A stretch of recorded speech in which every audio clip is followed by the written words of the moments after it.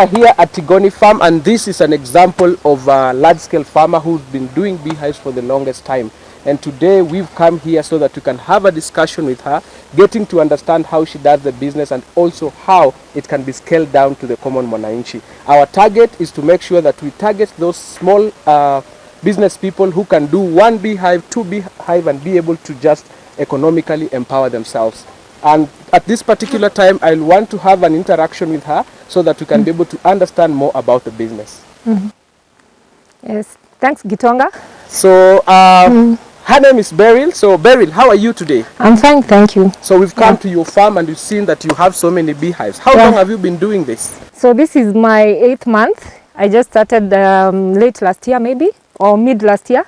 So this is my 8th month. I'm hoping to really harvest well, because the bees are doing really well. But now we've been able to get the bees from the trees, and this is the apiary where when we get them from the trees, we bring them here for processing. So maybe you've explained, but if you can just explain again. We understand that beehives are supposed to be in the trees. Why are they here at this particular moment? So they are here because the bees need to process the honey. So from the trees we bring them here so that they can be able to process the honey and build the honeycombs, because we try to prevent the harsh weather conditions from the bees, so that they don't go back in the hives to eat the honey when they are rained on or when the sun is too hot.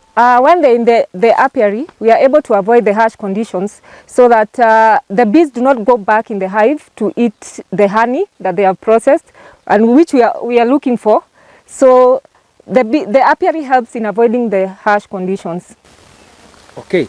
Now I can see you're already a large-scale farmer, and I don't know. Yes, you've said you've been doing this for 8 months. Yeah. Did you start in this large scale, or did you start in a small scale, then you've gone to this level?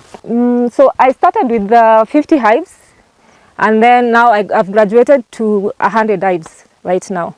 Okay. So Beryl, you said you started with 50, but what advice do you have for someone who they can't start with 50? Maybe they can only start with 1 or 2. So you can start with 1 hive, I think, because you don't have to look at the amount of money you have, because even these beehives, you can always build them by yourself, and just look at your environmental condition, how your area is. Look at where there are a lot of trees, maybe a lot of plantation, so that the bees can go out and get nectar to come and build the honey. So it doesn't matter how much you have, you can start with 1 as you go on. Myself, I was lucky, I started with 50. Then while I saw the benefits and just graduated to 100. And now that you are a large-scale farmer, how are you planning to support the business people who are starting to do the farming? So I'm training women on this kind of farming, bee farming, because it's very beneficial, especially as a farming activity, and it's not very cumbersome, because you just put it in the tree and just make sure the environment is okay.